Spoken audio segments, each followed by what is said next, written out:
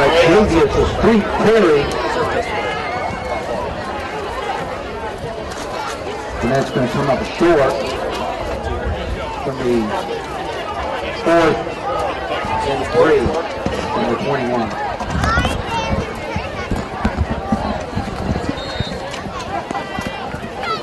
Hello, ladies and gentlemen. Welcome to our Elka Vision broadcast of tonight's game between the Elka Chargers and the Mustangs from Mount Vernon Presbyterian. I'm Steve Ferrer here with Coach Tim Luke, and we're happy to be on the air, Tim.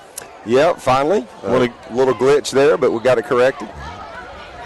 The Chargers took the first kickoff and ran it blocking the 50 yards down to the 30-yard line. Then they did a few plays and got it into the end zone. So our score is 7 Chargers. The Mustangs no score.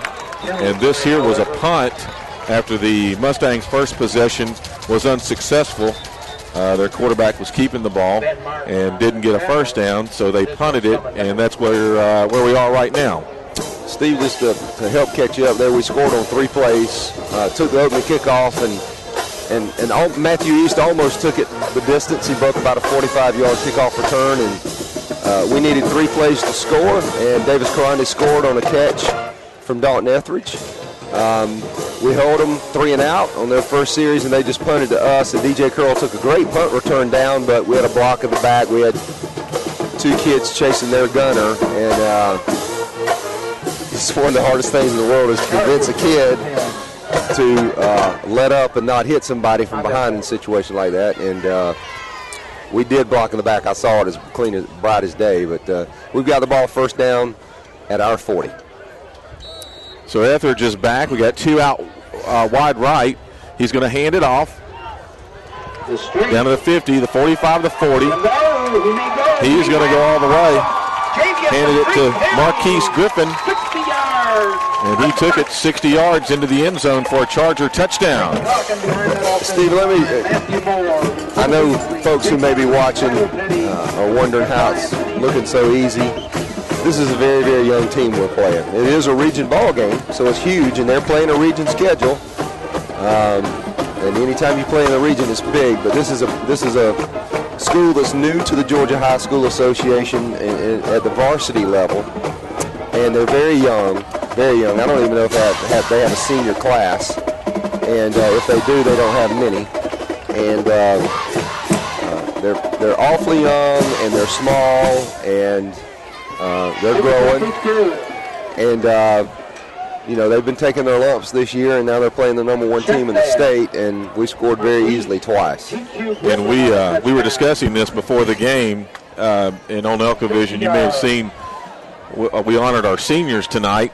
And I did whisper to Tim that, well, that's a clear picture of what we're going to be dealing with next year. So we're losing quite a few of our own next year. So I don't know that we'll be in those shoes because we're not a new team, but we definitely are going to have our work cut out for us next year as well. Absolutely. And it was, it's one of the coolest things that we do every year is have senior night. And it's not just for football players, it's for guys in the band and cheerleaders and stuff like that. And really cool to see the lineup of seniors out here tonight, and some huge names that we're going to miss forever, guys that have made an indelible imprint on this program, like Keontae Green and Isaac Rochelle. And you start naming them, you're afraid you're going to miss some guys, but DJ Curl and guys like that who have just made tremendous contributions to this program, who are fantastic athletes and who are going to go on to college, and some guys that are new to our program that are seniors this year, like Marquise Griffin and Javius Terry, who are Marquise just scored on a 60-yard run, who are making tremendous contributions. So you're right, we've got some rebuilding to do, but we've got some great kids coming up too. Dillinger kicks it off and kicks it down to inside the goal, or inside the end zone. About 3 yards.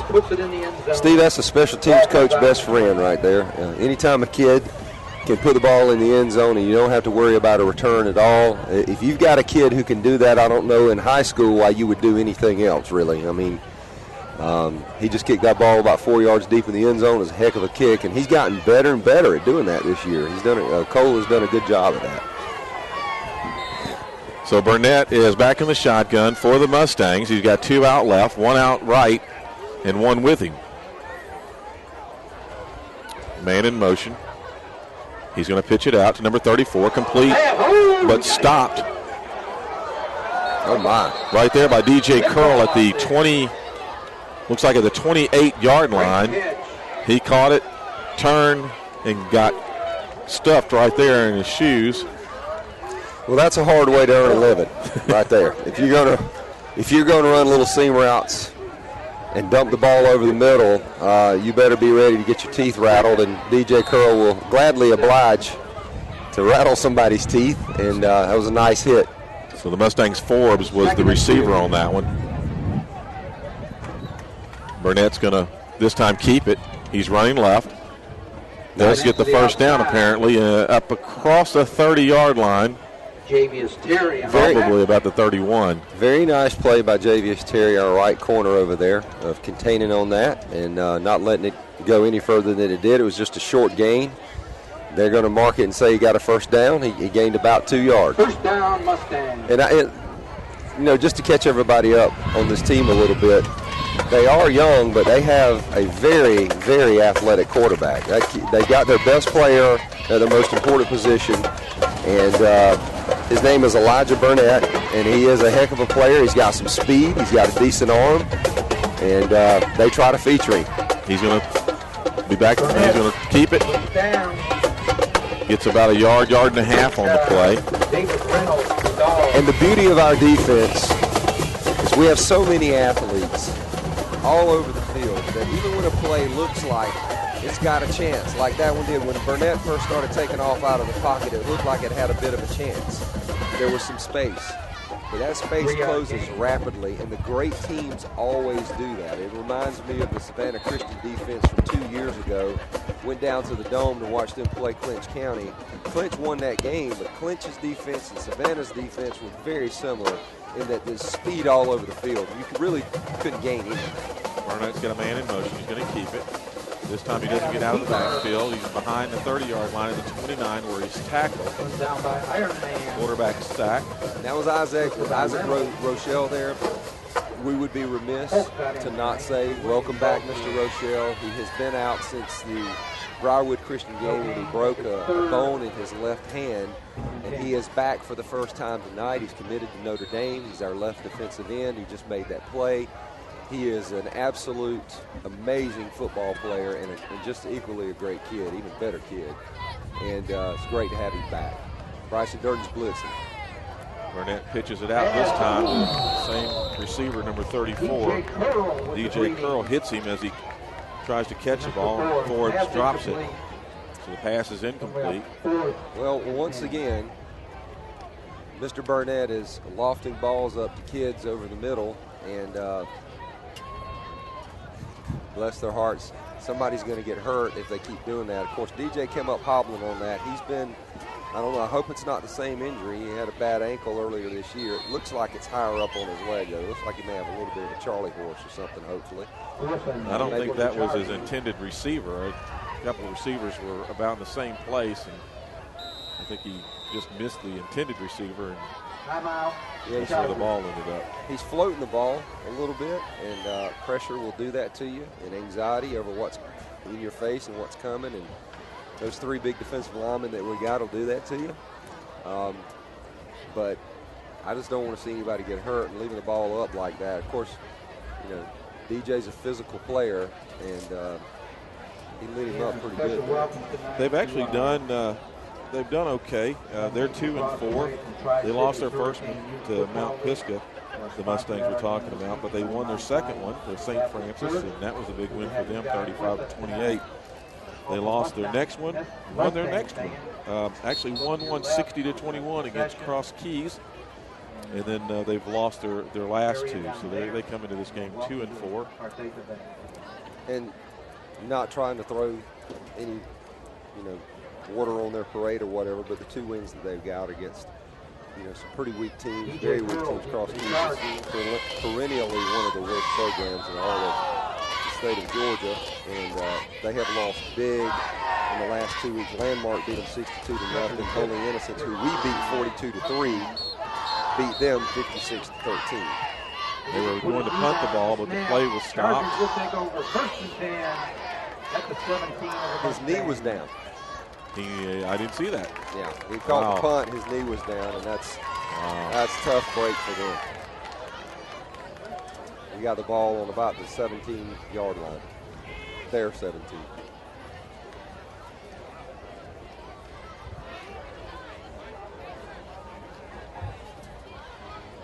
So Chargers ball, 1st and 10, inside Mustang territory. We're in the red zone at the 17. Etheridge is back. He's going to roll to his left, pitches it out, down to Javis Terry, who takes it into the end zone, caught it about the 5-yard line, ran it on into the end zone. So on one play, we score again.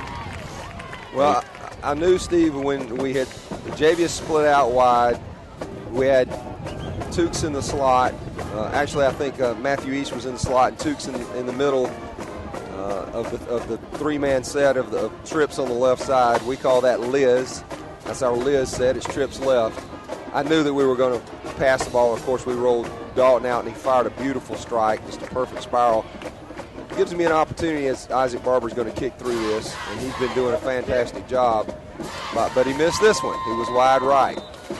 He's got to be more consistent than that, and he has been very consistent this year.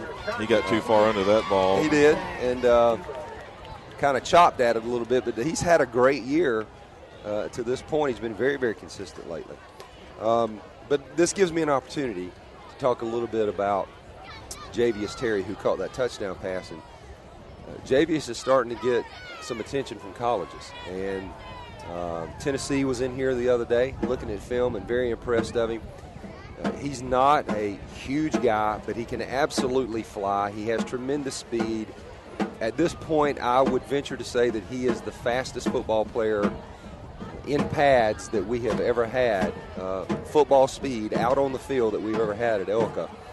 And when he chased down that kid at Hapeville Charter, that showed me all I needed to see. And it also shows the college coaches, because when we showed Tennessee that play on film the other day, Coach Guest showed it to them, that made them stop and say, wow. He is a D1 corner.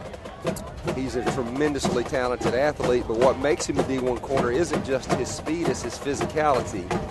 And you saw it on that touchdown. He caught the ball and turned it upfield and actually run over a kid at about the 3-yard line, straight over him and went into the end zone. It's exciting to have that caliber athlete along with Marquise Griffin on the other side at our corners. Dillinger here to kick it off. This time it's going to be returnable, but the Mustangs let it go into the end zone. It'll be a touchback. Terry is a senior, so he definitely does want to go somewhere, I would imagine. Well, he mentioned, we mentioned that tonight is senior night, and he mentioned in his notes that he turned in that he wanted read for him, and Dan Hilkelman read it over the loudspeaker, that he's looking at NC State, Georgia State, and Georgia Southern. Those are three colleges that are really interesting to him. I have a feeling that the candidate list is going to grow, and it's going to include some bigger schools than those before it's all over. And by the way, folks, if you hear a little rustle in the microphone or whatever, it's windy up here and it's starting to pick up a little bit, and you can hear it blowing in our headset. Burnett hands it off, or did he keep it? He kept it. He kept it. Steve, it's going to be a long night for that kid if his coaches are going to insist him keeping the ball. And some of this stuff may be reads. It may be that he's faking and reading, but to be honest with you, there isn't much to read when you got three guys breathing down your neck on every play. It's going to be a tough night for this kid, and he's going to be pretty banged up. Well, Andreas Holly is over center, and he's a foot higher than the snapper, the center there. Another quarterback sack. Isaac Rochelle with the pressure. He ducked under Isaac, and Andrew Williams got him, our other defensive end, who is a D1 prospect, who will have his choice of several major colleges. Florida State is after him very heavy right now, and he is a stud player too. Both of our ends are going to play major D1 football, and they present tremendous challenges for any high school team, much less one that is as young and small and inexperienced as this one. I mean, you look at their wideout out here, and that kid could play for a lot of middle school teams based on his size. I'm sure he's a good athlete, but they're just little guys, man. 3rd and 15 here. Burnett does throw it out this time, and Nice it is catch. caught. Nice catch. Tucker on the catch, the reception there, but not good enough. He gained 10 on that one, but it'll be 4th down and 5 to go with the ball at the 25-yard line. He bobbled the ball and then grabbed it and tucked it. Was tackled right there where he caught it. And I guess I can understand why their coaches are trying to do this. They appear to be going for it on 4th and 5. They may be trying to draw us off. I don't know, but they just had one punt go awry, and they did draw us off. Holly jumped into the backfield. I don't know that that's going to give them a first down. It'll be close. It's going to be close. The ball is. It looks like the nose of the ball is on the 25, so that very well could give them a first down. It's going to be really close. I think they're going to go ahead and give it to them. Yeah, I think that the tip of the ball was on the white hash there, the white line. Well, that's something that Andreas needs to work on. He's a nose guard. He's over the ball. There's absolutely no reason to be drawn off. And he should have known that that's what their intention was. Well, yeah, exactly. And so this is their second first down, the Mustangs' second first down, the ball at the 30-yard line. And Burnett's back alone. Takes a snap. He's going to pitch it out. He does. Again to number 80. Looks like that'll be good enough for another first down. 12-yard gain. Actually, it's number 85. I don't know the player's name. I don't have that one on my roster. Yeah. But he gained 12 on that, looks like, or at least 11 there. So they spot at the 41. It'll be 1st and 10. That's their third first down. So moving the chains there. Steve, I was going to say, just before that 4th down, before Andreas jumps, I'm impressed with their quarterback here. He's Mr. Burnett has got a good arm, man, and he's firing the ball in there some. He's a very good athlete. Oh, caught by number 1, Keontae Green. You can tell that Burnett is obviously he's really their best athlete, and they're doing what they can with who they've got. But boy, he's left-handed. He's got a good arm. He's accurate. I know exactly why they're trying to throw these little quick seam routes and hit people in voids before they get to the next level. And the quick passing game. Great play, Bryson Durden. Looks like he's not going to make a gain on that play at all. Ball was complete to number 80. He likes number 80. That's one of the captains of the team, Evan Tucker. Well, once again, you're throwing to some pretty premier athletes over here. Yeah. Short passing game that react very quickly. Our speed is very evident on those kinds of passes, and unless you get it there now in a split second, we're going to be all over you. And Bryson Durden is really, really good at playing that. He's very quick, he's very athletic, and he's very smart. And he's already made 2 of those plays tonight in the flat. So hard to get it past those guys out there. Burnett's a junior, and Tucker, who made that last catch, is a senior. So they do have a couple of seniors on their roster. And Steve, just to update folks, there's 3 minutes and 14 seconds left in the first quarter, and Elka's leading 20-0. It is 3rd down and 10. Mount Vernon's at their own 41-yard line. I'm pleased with how Elka has come out tonight with an intensity, ready to play. I'm sure that a lot of that has to do with the fact that we have played one ball game in the past 3 weeks. And that was against Holy Innocents, and we've had open week, Holy Innocents, open week. And we're going to do it again. Yeah, very unusual schedule. And next week we're doing it again. So we're playing next week.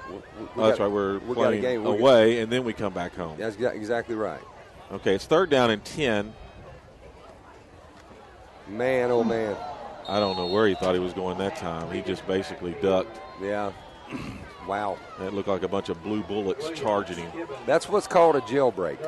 And there were about 6 or 7 guys back there before he could hardly take a step. Yeah, he saw him and he just ducked. Yeah. So he lost 4 on the play, bringing up 4th and 14. They're going to punt it this time.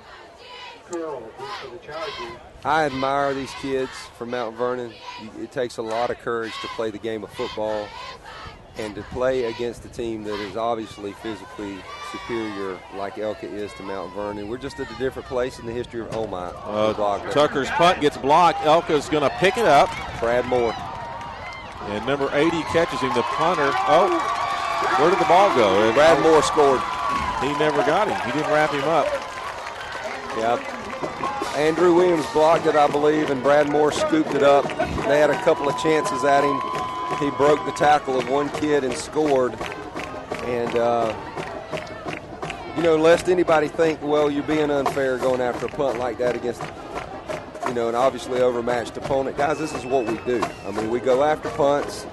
You have to run your schemes. You have to play your game the way you play it. You do, and it's the first quarter. And, I remember a few years ago we were playing an arch rival, and when I was special teams coordinator, I went after a punt. We wound up tackling the punter and recovering the ball in the end zone. And I caught heat for doing that from the opposition. Well, we did that in the second quarter. And I will never understand a criticism of a high school coach or a high school team for doing something in the second quarter. I mean, you're in the same league, you're at the same level, you decided to play varsity football and bring your team to this level.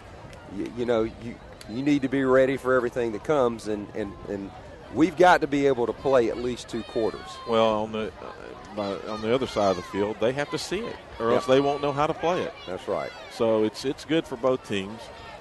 They know coming in they were going to have a big challenge here, and I think they expected it. So I doubt very seriously that Mount Vernon is asking for anybody's sympathy, and I'm not trying to compare them to anybody else for what in the story I just told from a couple of years ago. But the bottom line is we haven't heard any moaning and groaning from Mount Vernon. I think they understand where they are. This is part of the process. You take your lumps. I have no doubt that a school with the kind of resources and talent that they've got on their coaching staff and so forth, they're going to be fine on down the line.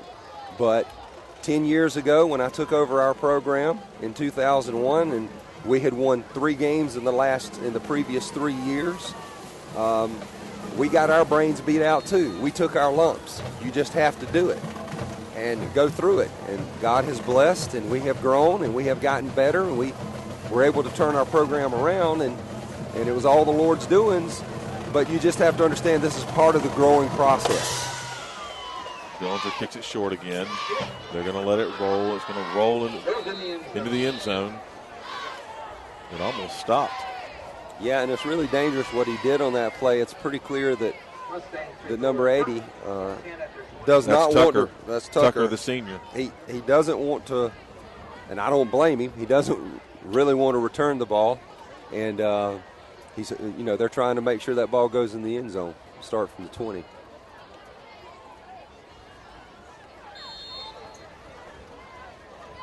Chargers getting their directions, as well as the Mustangs. It'll be 1st and 10 for the Mustangs. 2 minutes, 10 seconds left in the first quarter. The Chargers 27, the Mustangs no score. And Burnett is back in the shotgun. He takes a snap. He's going to pitch it out. He does to number 3. Oh, my. He gets his helmet knocked off. Oh, my. He is hit by number 45, and Jonathan Moore. That's Shockley, actually. And I got to tell you something. What I love about what just happened right there, number 3, bless his heart, he's down on a knee now. He just got hit by one of the strongest players and one of the most ferocious players that we've ever had in this program, Josh Shockley. He's got a reputation far and wide of being just a monster linebacker. And the smallest kid on the field just got absolutely annihilated by him, and he got right up to his feet.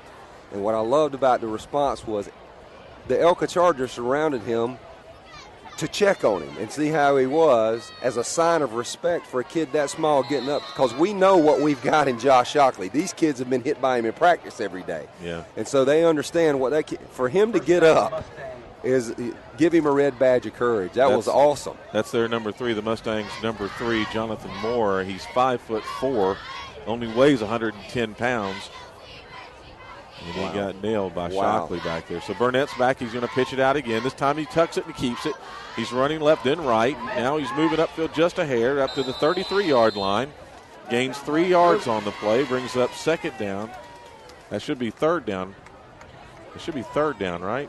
I think it's third now. Did he? Okay, that is second down. Yeah. They're calling. And 6. I guess the little dude, what's his name? Jonathan Moore. Yeah, Moore. He caught the ball. When he caught the ball, I think he got a first down. We overlooked that. Yeah, we were concerned about his injury, and I just thought he dropped it. I guess that was a ferocious hit, as you called it.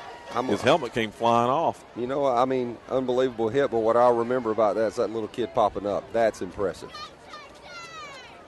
Burnett back in the shotgun. He's got 3 out to the right, 1 out to the left. Now he's got a man in motion. He's going to keep it. That was a quarterback keeper all the way. He's being chased down. Wow. The reason I'm saying wow is Terry again. I just watched. I mean, Isaac Rochelle's been out for, 5 weeks or whatever it's been? It's been forever. You talk about an unbelievable athlete. Number 78 just ran him down. Javius Terry had him one way, and I mean, you're talking about a 260-pound man who just chased down a really elite athlete from behind.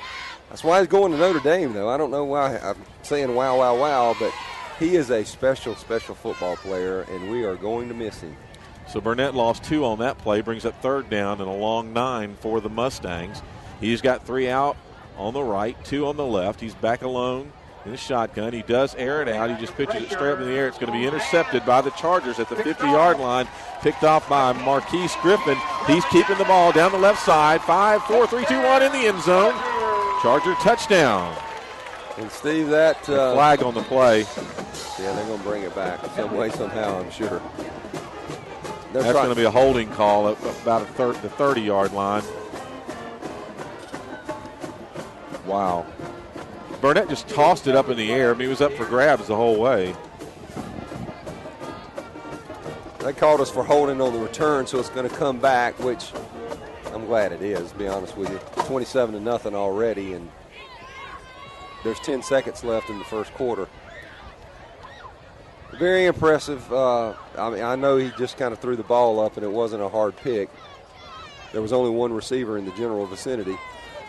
But what was impressive about that was Marquise's return. Made a great cut to get away from the receiver, and then it was easy sailing. So, in essence, it's a 10-yard run back. He caught it at the 50-yard line, and then they're marking the ball inside Mustang territory at the 40. It'll be 1st and 10 for the Chargers. Etheridge back. Man in motion. He hands it to his fullback, number 1. Stallion with the move. Nothing but green grass. Green up to the 10, the 5. Wow. He just pushes him over right into the end zone. Bless her heart. He just ran 2 players over, literally, inside the 5-yard line to make it into the end zone. A 40-yard run for Keontae Green. And that's the end of the first quarter, and we'll kick the extra point, and then we'll kick off to begin the second quarter. But let me just say this. It's about to be, if we kick this through, it's going to be 34-0 after the first quarter. And Coach Guess is in a tremendous quandary here. What do you do? And here's why. We have a JV team, and the GHSA rule is that you get 6 quarters in 1 week, and the clock starts on Friday night. In other words, whatever our JV team plays tonight affects the amount of time that they have remaining to play in next Thursday's JV game, okay? And we're unbeaten in JV right now. We're in first place in our league. And so we have to play our varsity for at least 2 quarters tonight, because if we start sticking our JV kids in the second quarter, or if they play more than than 2 quarters tonight, they can't play 4 quarters next Thursday. Okay, you follow me? I do. So if we got a JV kid that starts playing in the second quarter tonight, which the score would suggest that we should do that, he's not going to have 4 quarters to play next Thursday. And for our JV guys, frankly, next Thursday's more important than tonight is. For them, it is. Yeah. So what classifies the JV and the varsity, Coach? Well, our JV is predominantly 9th and 10th grade players, and almost exclusively 9th and 10th grade players. There may be one junior or something on there, but I can't think of one that's playing right now.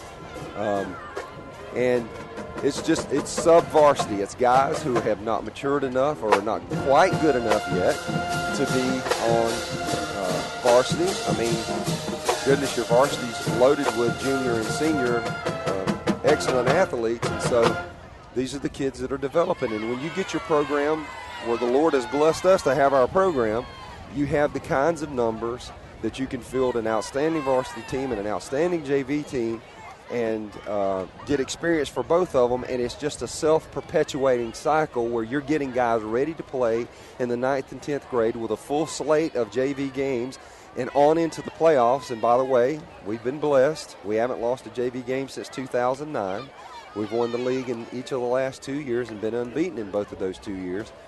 And the team has just continued on this year and has done a great job. We had Dalton Etheridge and that whole crew for the previous 2 years, and Dalton playing quarterback, and he brought so much to the table that it was hard to beat us. Well, now we got Jordan Long, and he's the similar type of quarterback, or a dual threat run pass guy, and he's done a great job. And so I just wanted to explain to everybody why, if you see the varsity in here for the rest of the second quarter when it's 34-0 at the end of the first quarter, that's why. We have to. Well, the refs just had a conference with our coaches, and they made a call up into the press box, so hopefully we'll get an announcement as to what that was all about. I suspect that what that was, and I'm just guessing, is that we're already on a running clock for the rest of the night, and they will not stop the clock except for injury timeouts and unless their coaching staff calls a timeout. And that's what it looks like is happening. So our clock is running down inside 11 and a half. And that probably means that either the refs went to their coaching staff and asked them would they like that, or their coaching staff requested that, and then we agreed to it. And that's the right thing to do. So our concessions better start selling some burgers. It'll be first down here for the Mustangs inside their own 20. Burnett keeps the ball. He's rolling right. Now he's taking it upfield. Gets about 5 yards on the play. It'll be second down and 5 from the 24-yard line. A lot of respect for that kid, Steve. That guy, I can tell he's a warrior. I don't know what kind of kid he is. I've never laid eyes on him until tonight except for on film. He's hobbling a little bit now, but he's a heck of a athlete, and I think he's just looking at him with his body type, and this is what college coaches do. A lot of parents don't understand this because they may have a great athlete at quarterback or at some other position, and yet he doesn't have the body frame for college, and they wonder why they're not getting recruited.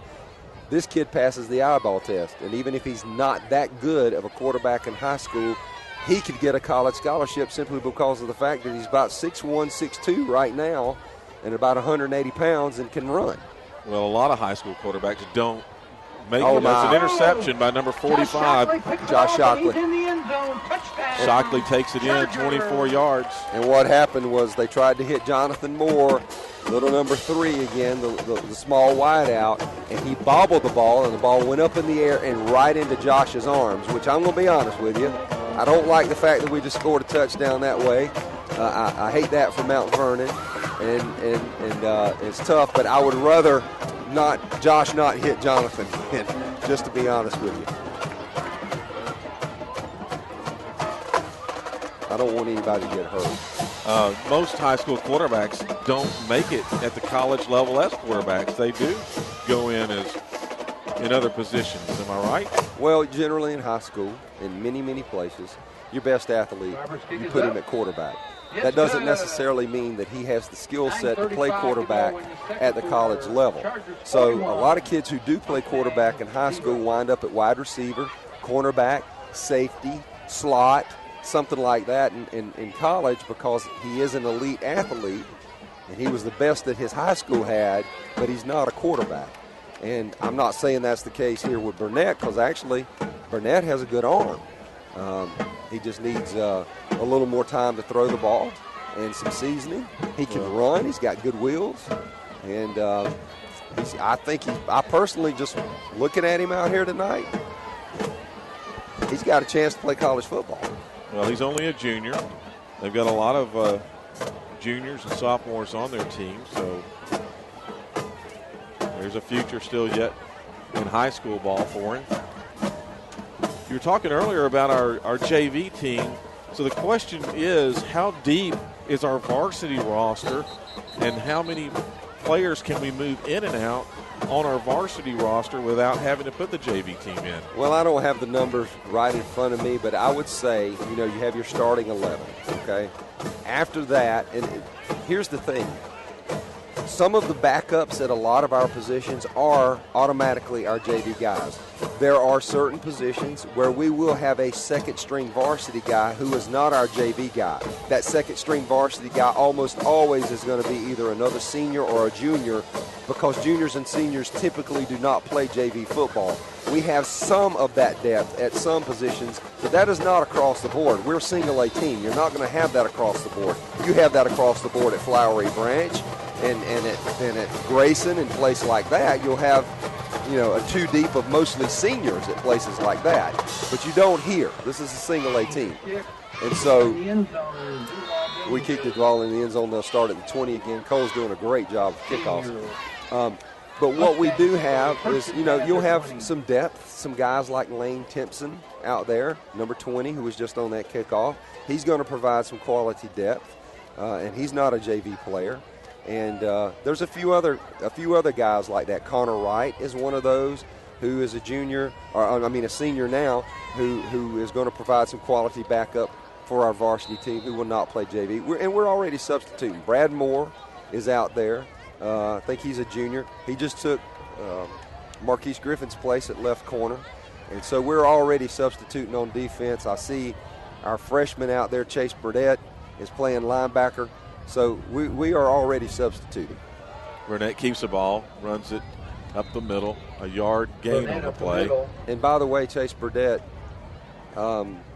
he has played some JV this year, but he's played by far mostly varsity. In fact, he started several games because of injuries and stuff at linebacker.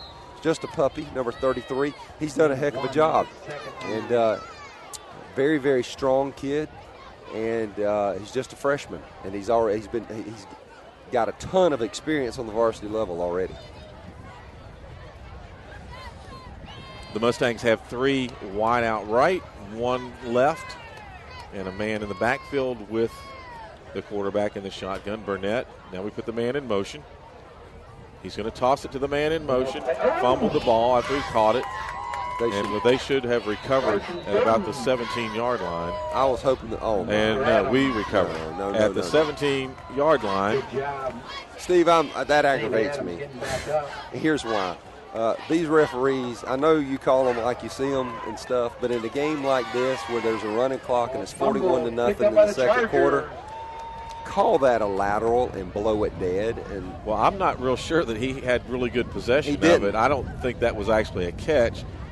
But don't call it a lateral. I said that backwards. Do not call that a lateral. Call it, and you're right. I don't even think that was a completed pass for it to be considered a fumble. Yeah, I think he got hit just as he caught it, and the ball came right out. So, but the refs are seeing the same thing we're seeing. They just want this game to be over. They at some point, really, they're not that fun.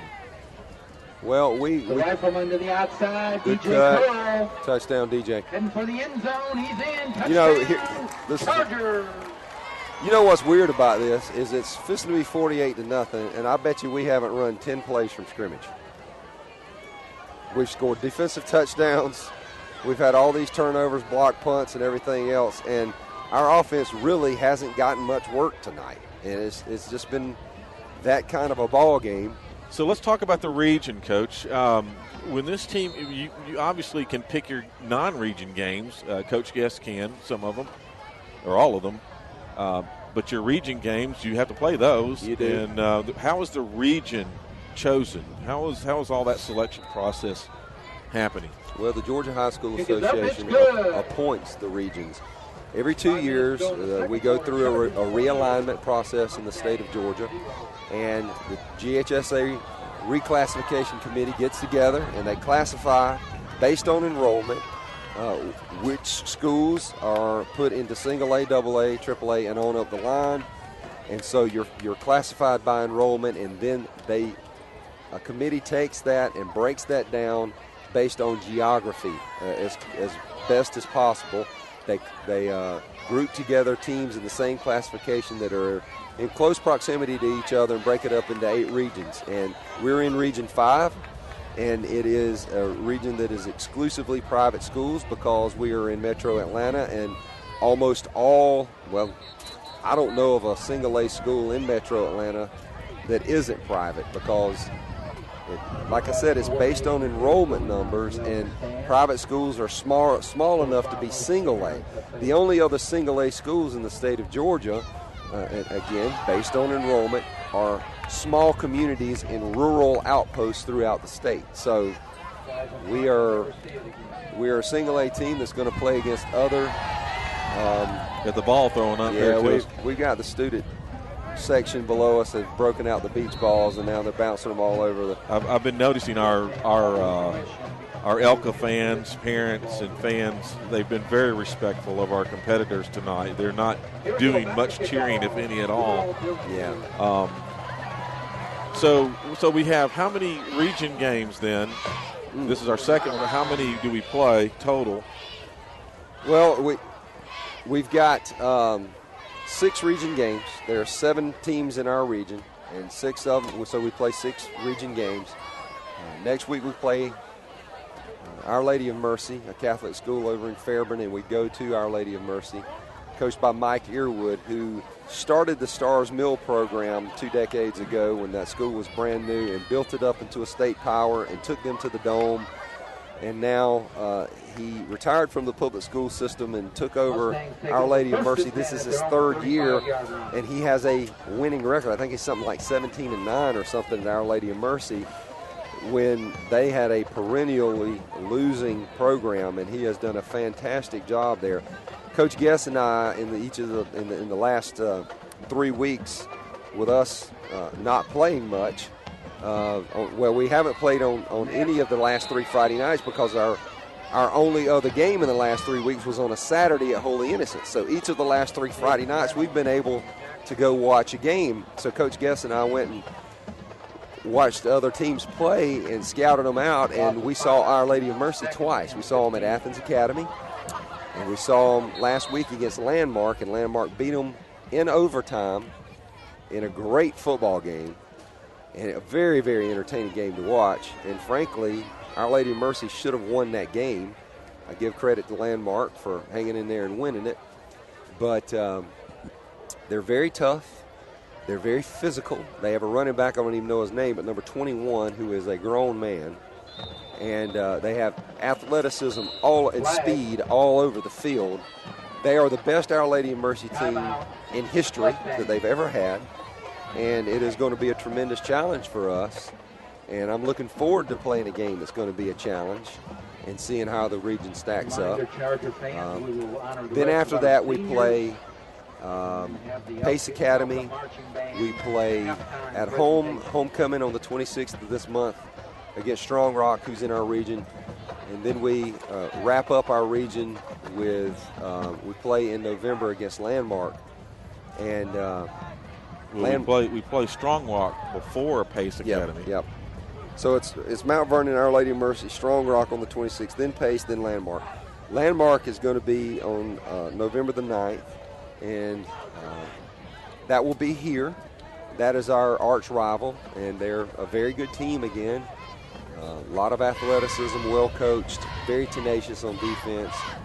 And so that will be a really good game. Glad it's here. And but what's exciting about our team this year, Steve, is we really are very athletic. There's a lot of speed.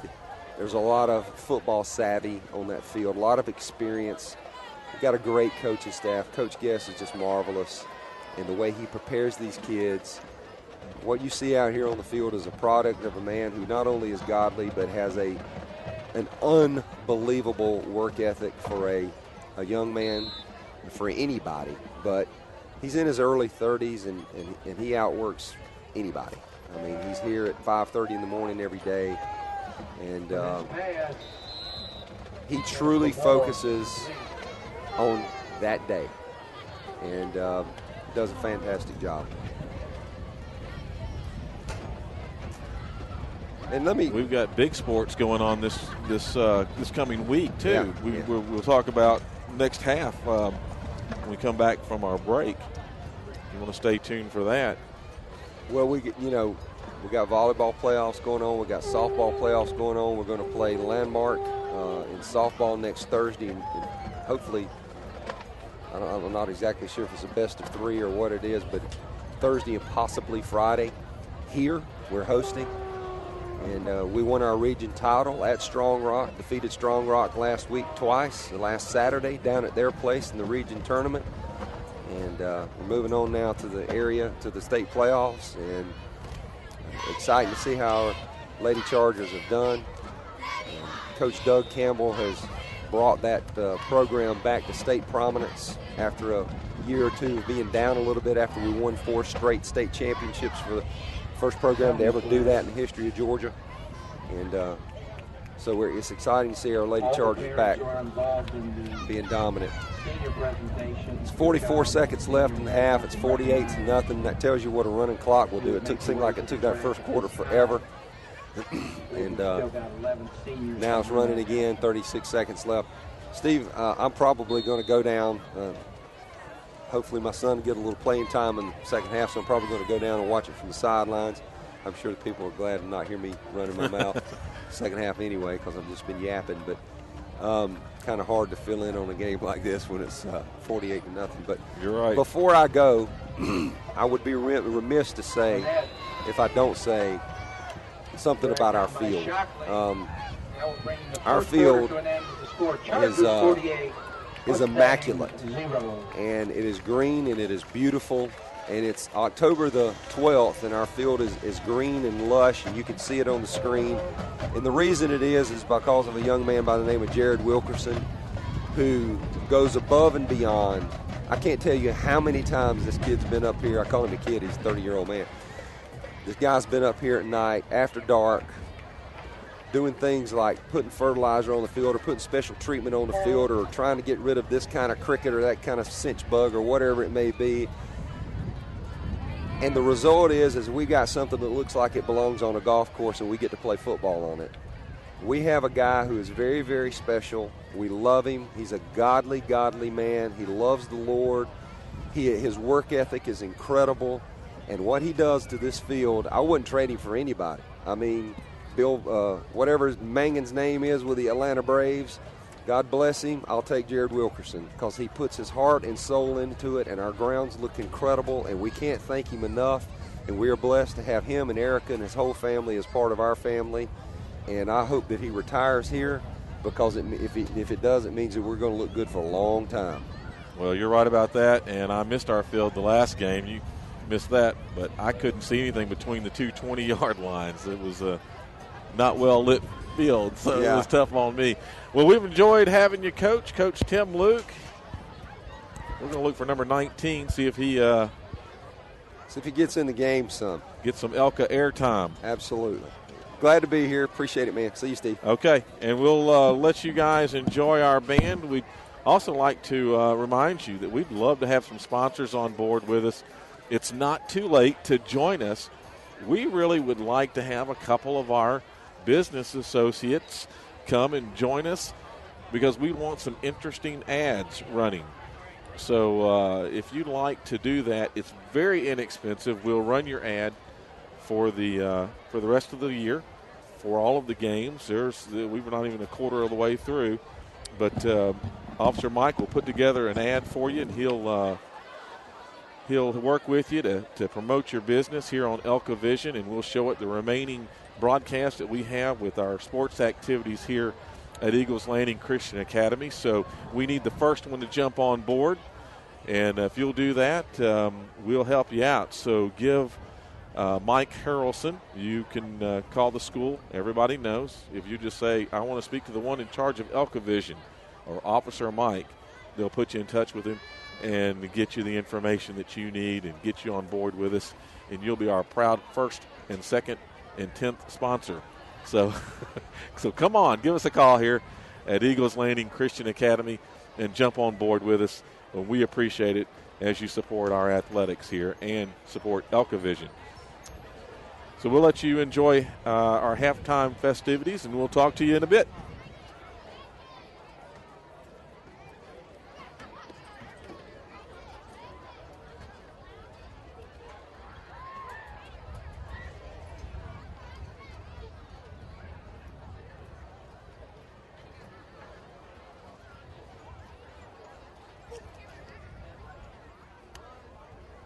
Again, if we have any senior parents who have not made their way down to the track, do so immediately so we can go ahead and recognize your senior.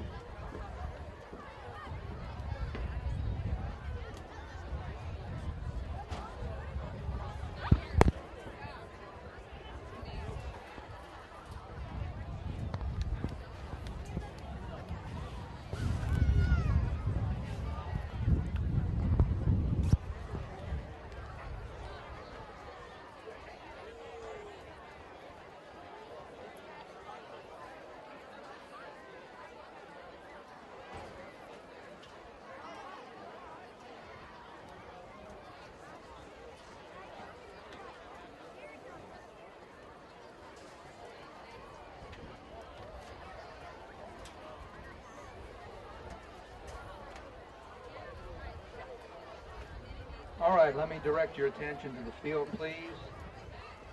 Pink guys, if we're going to get everyone to sit down so all the parents can see what's going on, please.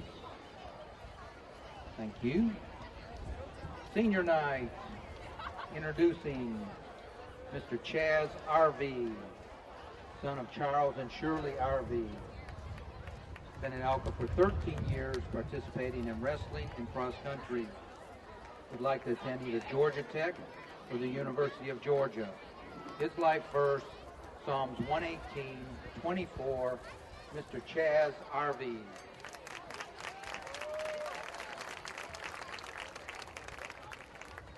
Miss Emily Aaron Baker, daughter of David and Tammy Baker, has attended Elka for 12 years, participating in softball, track, basketball, cheerleading competition.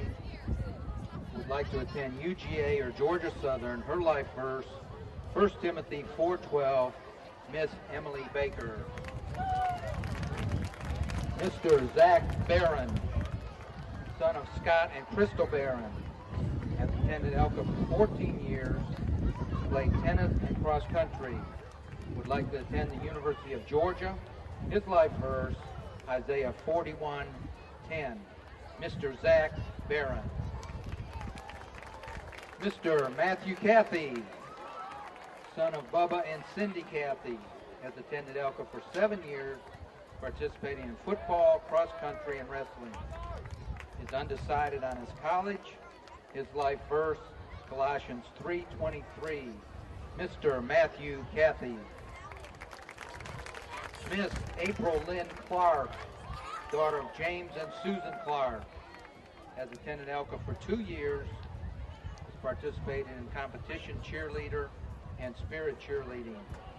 Wants to attend either Georgia State or SCAD. Her life verse, Philippians 4:13, Miss April Clark. Miss Grayson Evans, son of Billy and Kimberly Evans, has attended Elka for 13 years, participating in football cheerleading and competition cheerleading. Is undecided on what college to attend. Her life verse, Philippians 4:6, Miss Grayson Evans. Miss Hillary Hyde, daughter of Tammy Hyde and James Hyde, attended Elka for 12 years, participated in spirit and competition cheerleading, basketball, track, drama, and color guard. Plans to attend Kennesaw State University. Her life verse, Zechariah 8:13, Miss Hillary Hyde. Miss Ellie Jagus, daughter of Rhonda and Paul Jagus, has attended Elka for 3 years, participating in cross country. She wants to attend either North Georgia College, or she wants to attend North Georgia College and State University. Her life verse, John 12:25 and 26, Miss Ellie Jagus. Miss Adria Grace King, accompanied tonight by Lawrence King, has attended Elka for 7 years, participating in volleyball, basketball, and softball. Plans to attend Berry College. Her life verse, Isaiah 43:2, Miss Adria King. Mr. Matthew Loudermilk, son of Donna Lane and Tim Loudermilk, has attended Elka for 14 years, participating in soccer, cross country, football, and wrestling. Would like to attend Mercer or UGA. His life verse, Romans 5:3. Miss Sarah Stone, daughter of Daryl, and Lisa Stone, has attended Elka for 12 years, participating in competition cheerleading. Would like to attend Toccoa Falls College. Her life verse, John 13:34 and 35, Miss Sarah Stone. That completes our seniors for tonight. Let's have a great round of applause for all these seniors and their parents.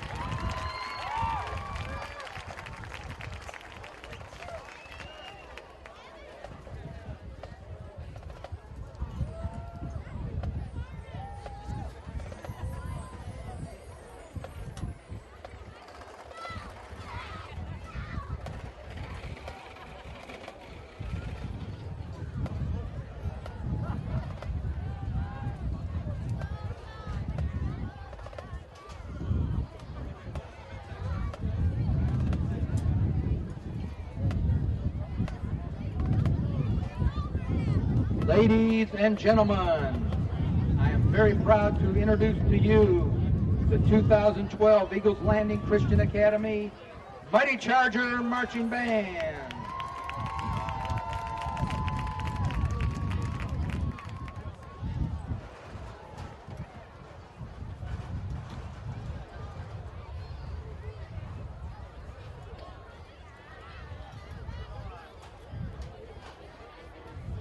In Matthew chapter 28, our Lord giveth us a great commission to go ye therefore into all nations. Tonight, the Elka Mighty Charger Marching Band is going to impact the world by taking you on a world tour around the globe. We'll be making stops in Rio de Janeiro and Hong Kong, the French Riviera, and then finally back here to the good old United States of America. Drum Major Brian Toredo, is your band ready to take the field?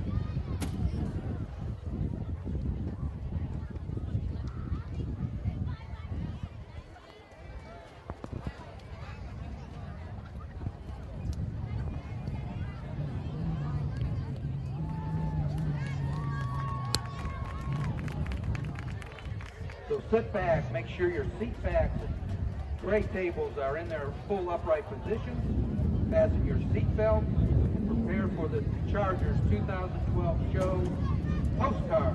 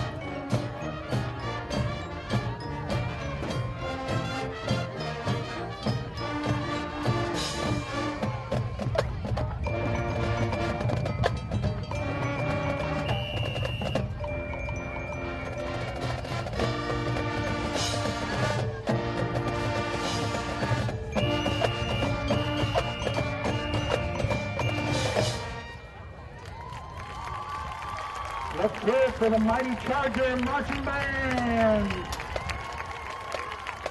The color guard is under the direction of Lynn Eckstead and Dana Gainey. Percussion instructor is Court Tatum. Assistant band director is Jessica Herndon. Band director is Jay Davis.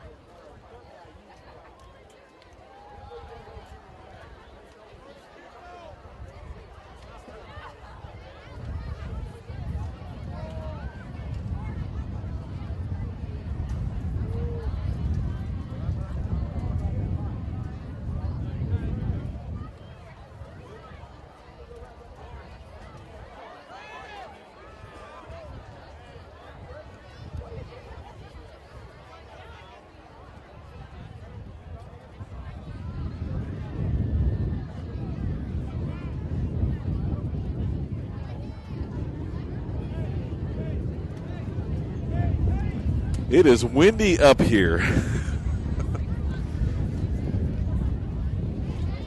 Now I just had a snowball. If you're from anywhere around Louisiana, South Louisiana, I should say that. I don't know. Grab that microphone there, Officer Mike. Now, Mike, you're from Louisiana. Did you have snowballs in your neck of the woods? We did, but I'm a Yankee.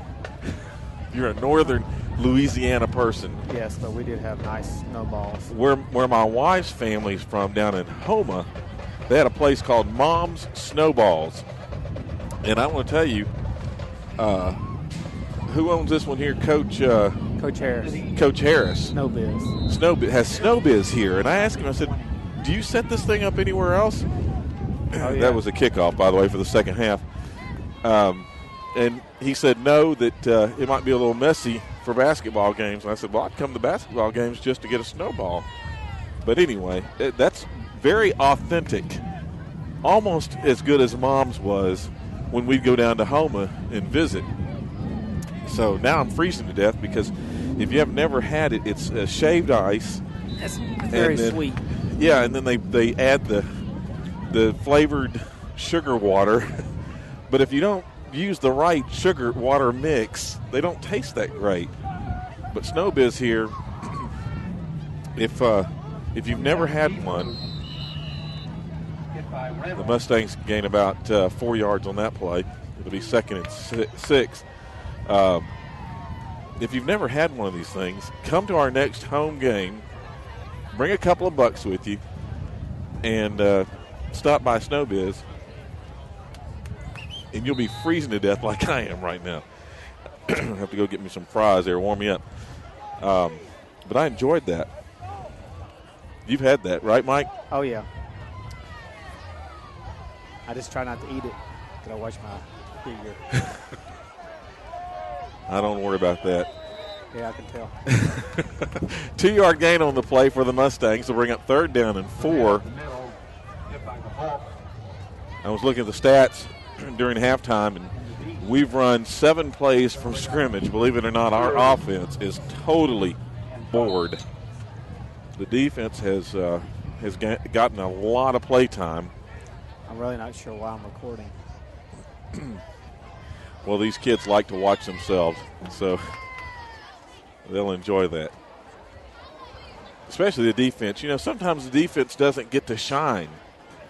So this is an opportunity for them to go back and look at where they were, what they did. Yeah, especially for the 2nd and 3rd string, maybe even 4th string. Quarterback keeper on the play.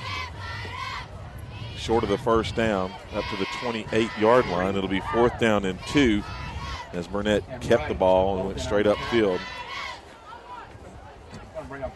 We're going to get out of here early tonight because this clock is continuing to run. We're down to 9 minutes now in the 3rd quarter of play. The Chargers 48 and the Mustangs no score. Our band actually had a great halftime show. That was worth the watch because they I think that's their final routine that they added tonight. They've New York, so they're at they have competition coming up. Oh, he almost got there. He's going to be about 6 inches short of the 1st down. So the Chargers will take over here, I suppose. So the band did all 4 of their routines, and the New York part of it was nice. I enjoyed that. They actually did a very good job. Okay, they gave him the 1st down. It's a 1st and 10 for the Mustangs, so we're going to continue to play defense.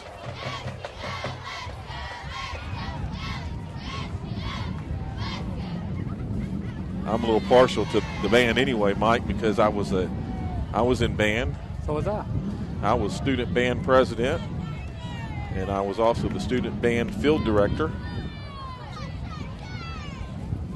And quarterback keeper on the play, a loss of about 2 yards. Looks like they're going to spot it at the 27-yard line.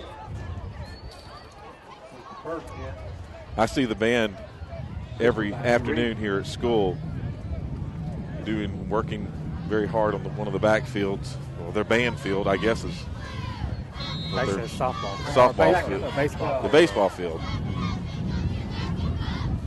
Those kids put a lot of time into learning those routines. Man in motion. Burnett's going to toss it out. It is complete up to the 37-yard line to Tucker. They're going to mark it at the 36. That'll bring up 3rd down and 4. And I believe our PA announcer, Dan, agreed with me on that call, 3rd and 4.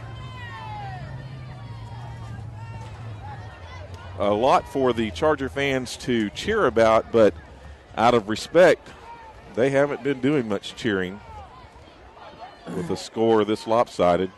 It's like most of them aren't even watching the game anymore. They're watching. Oh, that pass was broken up by Davis Reynolds, intended for Tucker. Reynolds tipped it. Tucker still almost caught it after the tip. Just a little over his head, so it's incomplete. 4th down and 4.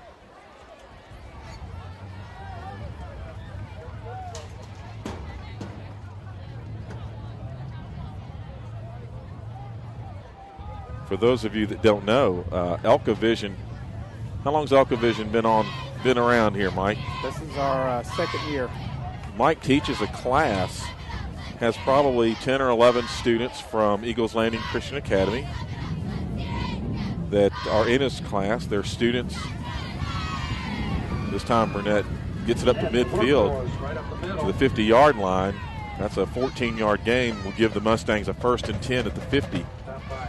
But those students come in, they learn on a lot of different equipment, not just the equipment that you're seeing here on Elka Vision, but they work with the cameras that are around the campus, including the cameras in the sanctuary when they have events there. I think last week you guys had an event, or this week you had an event. Yes, we had with the choir. Chorus concert Tuesday night.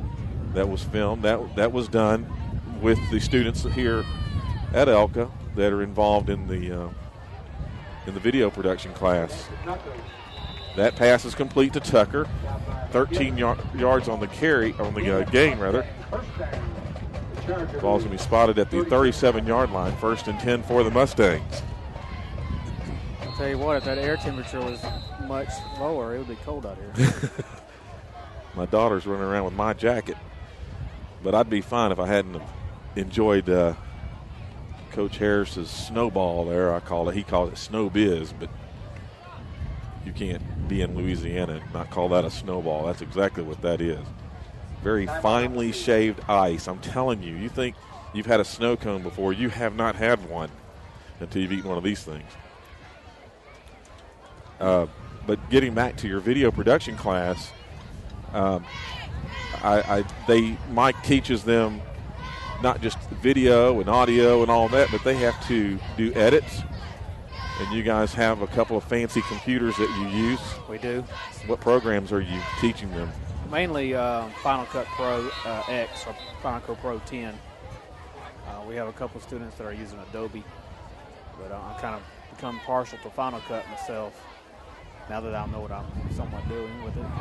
So you're seeing, a production in progress.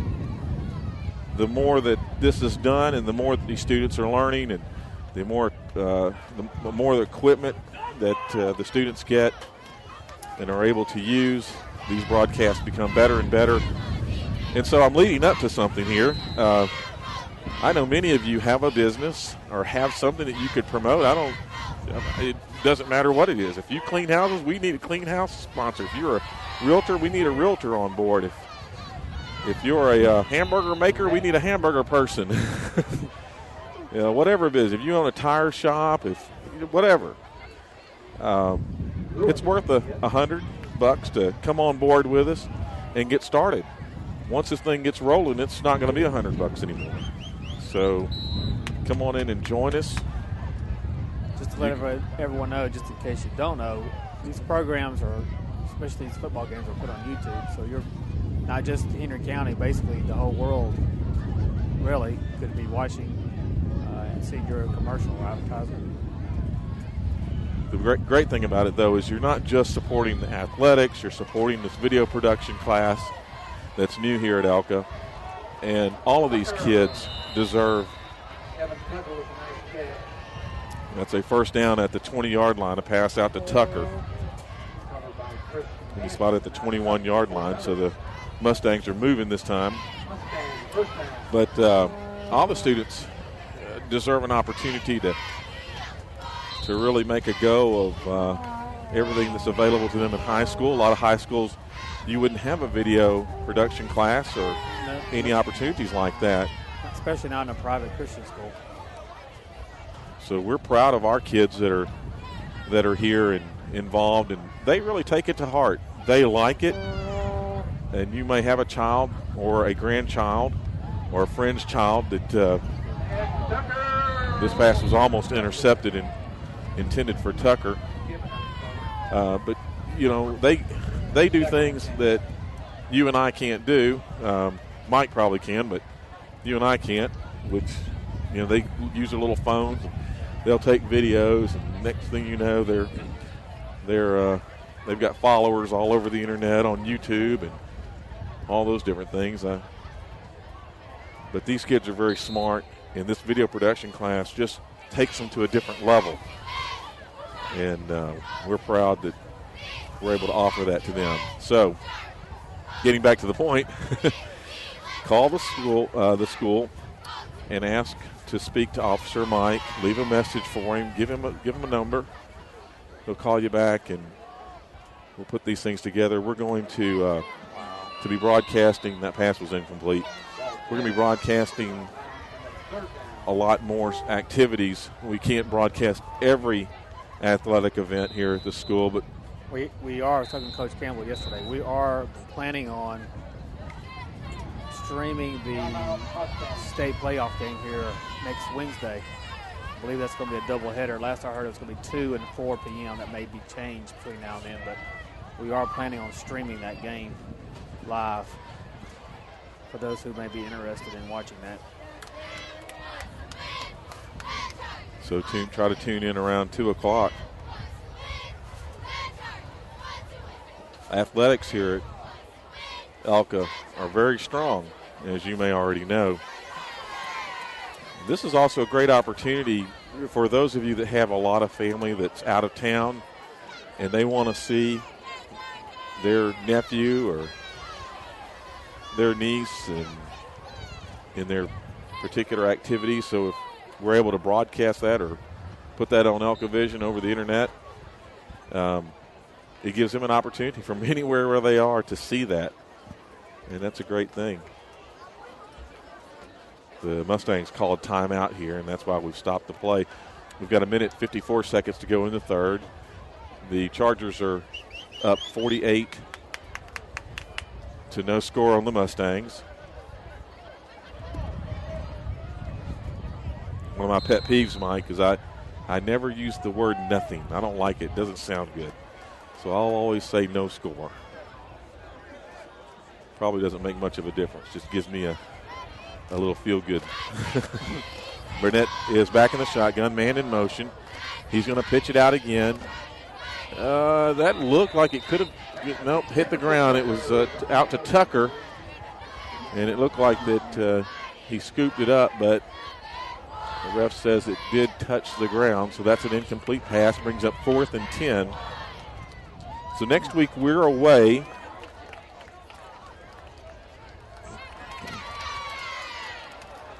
Playing Our Lady of Mercy, and then back here on the 26th to play Strong Rock.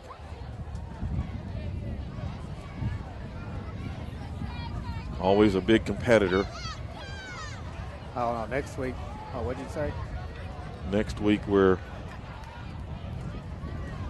away at Our Lady of Mercy. Yes, I'm sorry, my phone is And then lighting up. And then we come back home and play Strong Rock. Two Chargers hit each other there in the end zone, so the pass was incomplete. And this time, our offense is going to come out on the field deep in our own territory. Maybe a little bit of play time for the offense here. Need to give a shout out to a good friend of mine, Buck Hamilton's watching us on YouTube. He and his wife moved to Dublin, Georgia. They were here for a number of years, helped out in Tech. Miss Hamilton was a first grade teacher for a number of years here at Elka. Where'd you go? Where'd you go? To Dublin. Pass complete. Jordan Long, the quarterback. Pass complete. That's a number 8, Patrick Patrick Busher on the carry. 2-yard gain on the play. That's the end of the third quarter, so we have just 1 quarter to play.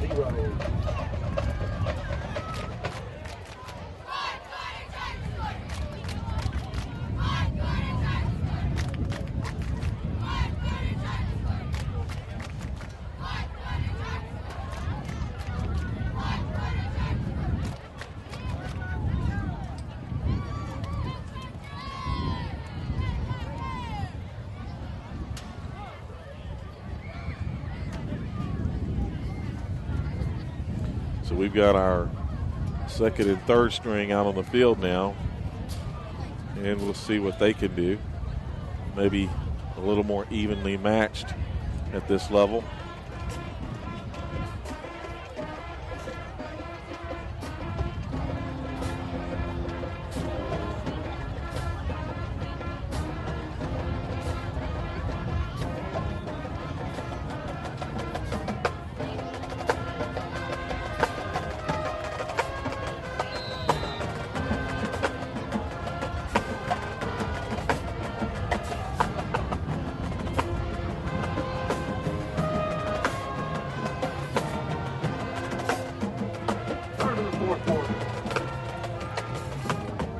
First and 10 here for the Chargers.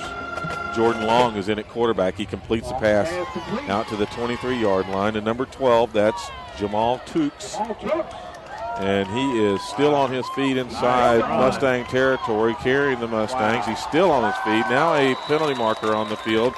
He takes it to the 31-yard line where they were probably grabbing everything they could to try to get him down. That may be a face mask. We'll see what the call is.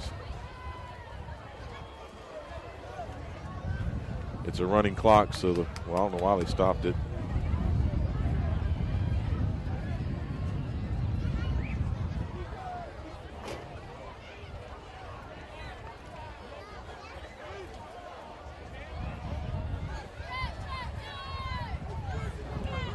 Okay, this one's actually going against the Chargers.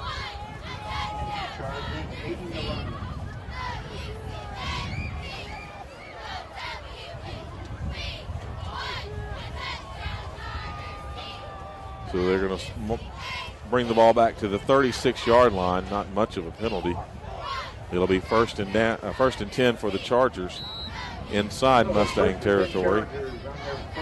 Long is the quarterback. Hands it to his running back. That's number 20, Lane Timpson.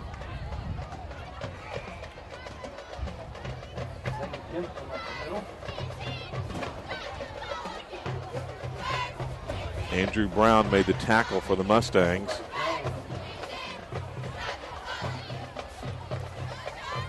And that's going to be a 6-yard gain. Brings up second down and 4. I already said that, Dan. You said it again.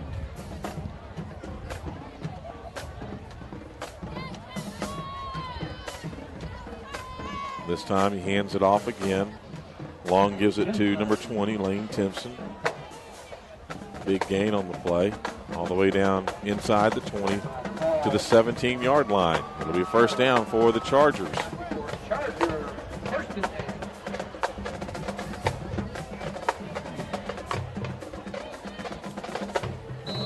10 minutes, 17 seconds on the clock.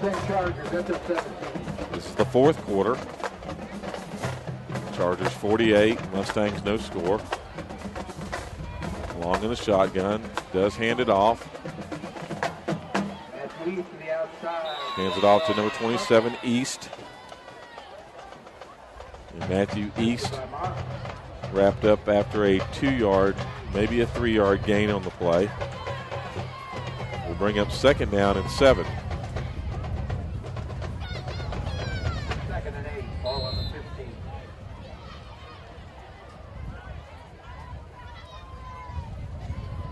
Long in the shotgun. Timpson behind him. He hands it to Timpson, taking it straight up the middle. And he's going to go all the way in for a Charger touchdown. Touchdown, Chargers!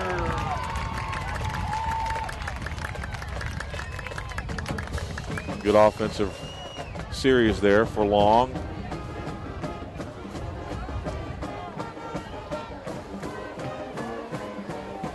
So we had 2 students helping us tonight because obviously this is there's several elements to putting this on. What were our students' names, Mike? Sorry, I'm texting. Who was our? We had Chaz Harvey, which was one of the seniors. Unfortunately, his parents weren't able to be with him. His dad flies as a pilot. I forget for what company, so he was out of town. His mom was out of town with work, so he was down on the field by himself. And then we had Katie Wallace, who's also in our class. She does a very good job. She's starting to learn editing, and she does a very good job at camera work. And then we had Jake Ramey, who's downstairs. He's on the computer. He's the one actually doing the graphics for us. Want to take a minute we had some technical issues. I know that seems to be a reoccurring theme. It happens. But we immediately following the game, we're going to show the Coach Guest show. It's about 5 minutes in length, a little bit shorter this week than what it has been. So as soon as it is over, we're going to start that video in case you're interested. Now, who was involved? What students were involved in helping with the Coach Guest show? Pretty much just because of the scheduling of Coach Guest and my schedule, pretty much every week it's myself and Chaz that's video, and I'm doing the camera work, and Chaz is obviously the voice you're hearing. You don't see him, but as Charles, his name is Charles, but they call him Chaz. RV. So we usually do that on a Wednesday or Thursday morning each week. Do you edit that yourself? Or? We do. Coach Guest, for the most part, is very good. We're usually able to do that in 2 takes, maybe 3 at the most, so it doesn't take a lot of time to edit Coach Guest's work. He's very good. Of course, we talk ahead of time for the most part, so he knows kind of what the questions are, 5-10 minutes ahead of time. Gives him time to think about it, but he actually can flow very well. We spend very little time, if any, editing our video shoots on Coach Guest. And it was something we want to start this year, just especially for those who may not get to know Coach Guest that well or get to know that much about Elko football. Just kind of give you the coach's perspective each week. Also, injury report. A lot of people want to keep up with who's injured. Just wanted to keep everyone up to date on who's healthy, who's not, for prayer, support, and obviously that's a factor in football that everyone has to deal with that's on the field. So just let everyone at home that watches kind of give them a background on who's hurt and an update on them. Your class videos a lot of other things, and you do as well. Everything from staff meetings to other events that happen around the campus. Yeah, this is becoming a very popular class just because so much is media driven nowadays, especially with YouTube and Twitter. We get asked just about on a weekly basis to do anywhere from 2 to 3 projects. Chase Burnett on the tackle.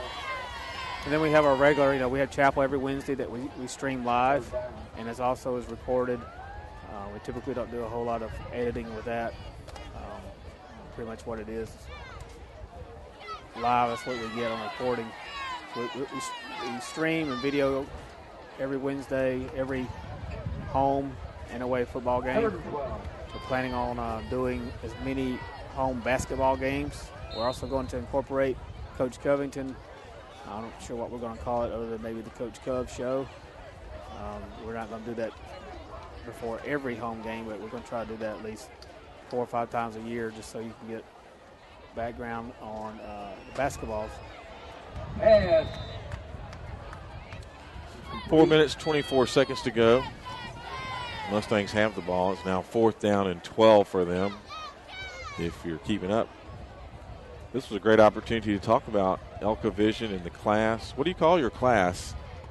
We call it, I'm trying to think. I think it's video production is what it is on paper.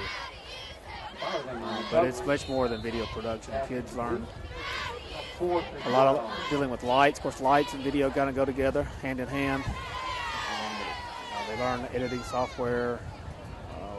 Once we get into spring, we are very heavy into helping out the spring production. The drama team does each year. We've been helping them out for last year, and actually some of the students were helping the year before that.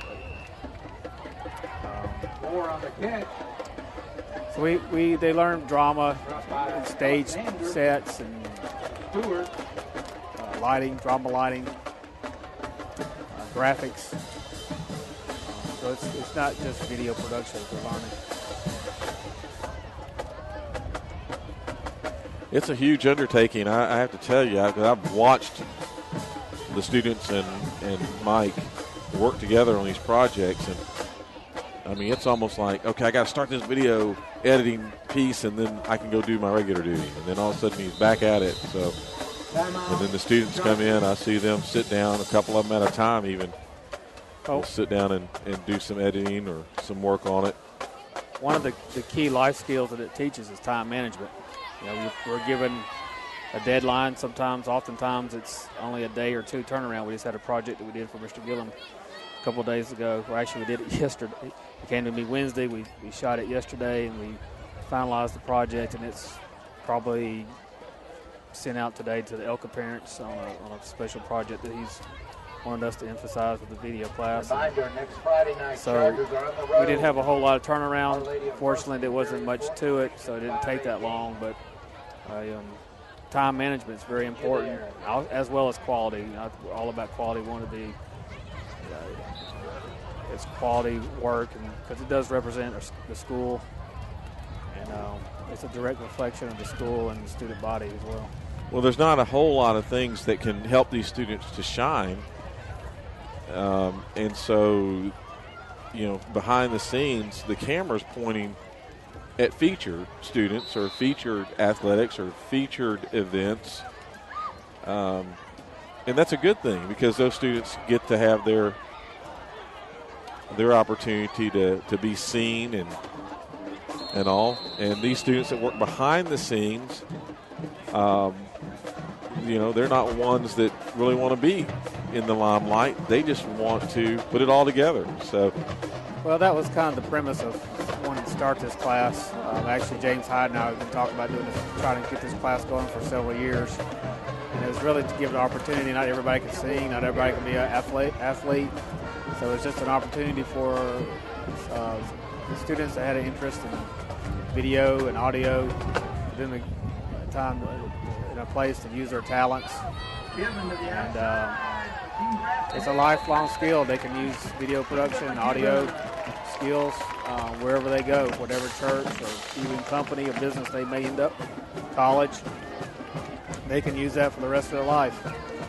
Well, I don't want to beat this to death, but I want to just say one more time that we'd love to have you help us. We're not desperately in need of money or anything, but what we'd like to do is have an opportunity to show your business and just have an add-on to what we're doing here. And we've made it affordable.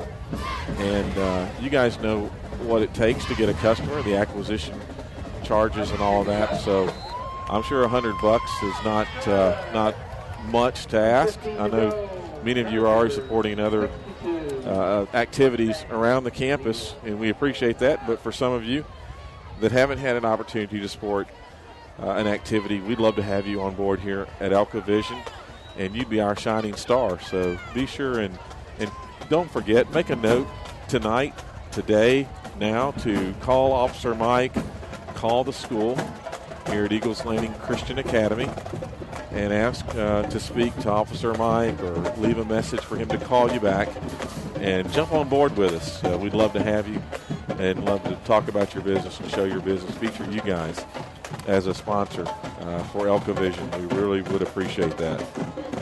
So it looks like these final ticks are going to tick off the clock here.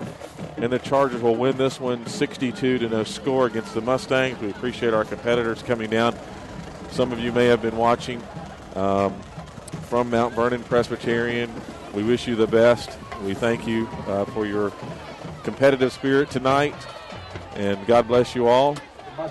And we will talk to you next week from Our Lady of Mercy and see you back here on our campus against Strong Rock the following week. Until then, take care. I'm Steve Ferrer.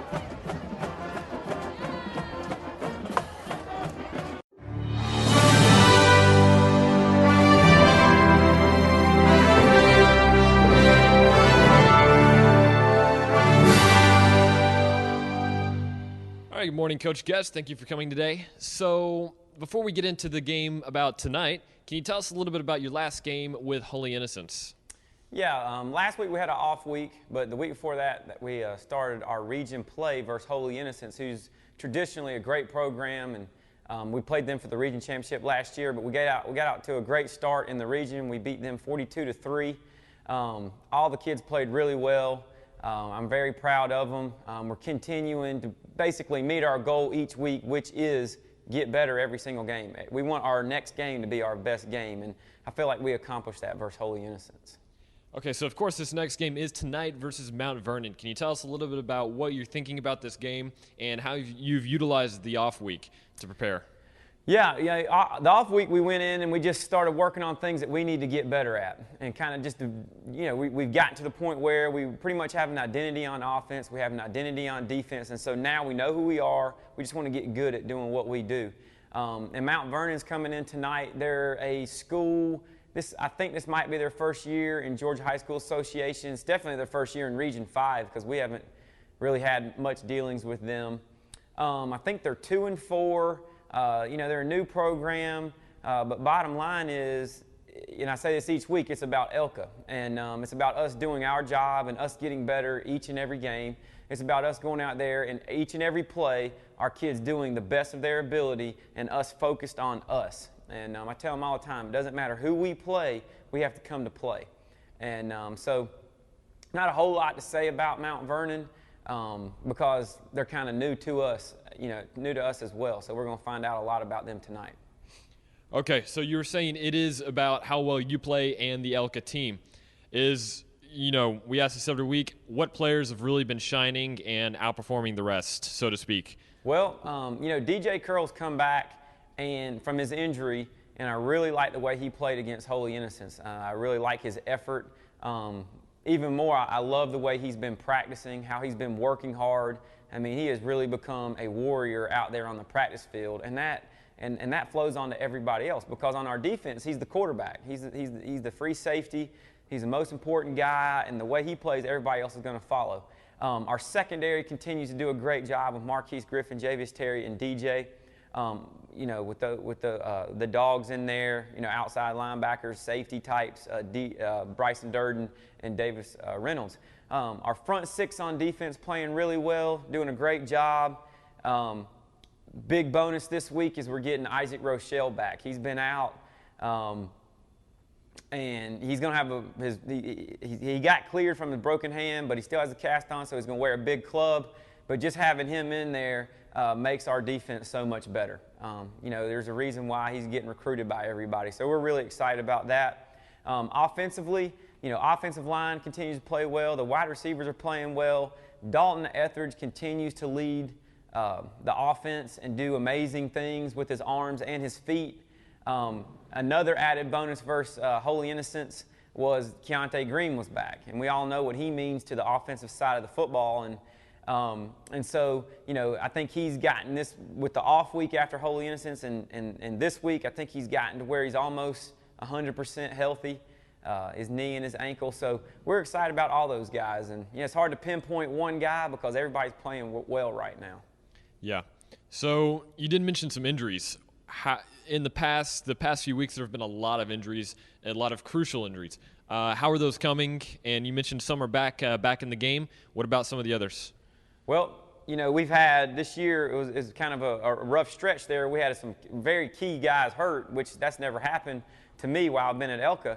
But those guys were DJ Curl, were Keontae Green and Isaac Rochelle. They're all back this week. Another key guy that got hurt was Lane Timpson. Lane's back this week. So we're real excited about having all those guys back. I mean, we're as healthy as we're going to be right now. And so we've developed depth along the way and been able to win. So we're excited. I mean, hopefully we got 5 more games left in the regular season, and hopefully we're going to be the true Elka team that nobody's even seen yet. We've done well, but I think we can be better.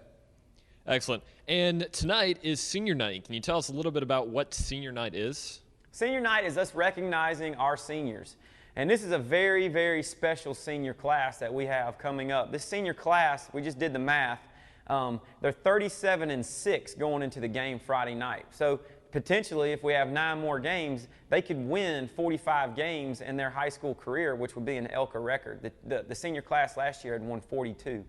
So, I mean, that's just a special group. You know, I tell the kids all the time, I'm a great coach if I have great players. So, you know, it's just a testament to them, what they've done, their buy-in, their commitment. You know, it's very hard to play football at Eagles Landing Christian Academy because it's a year-round thing. You have to work out. You have to work out in the summer. But these kids have bought in, and they've seen the success. They've reaped the benefits of their hard work. So we're just, it's a night to honor the seniors. It's going to be a great night. All right. Well, thank you for coming out for the interview again, and good luck tonight versus Mount Vernon. Thank you, guys.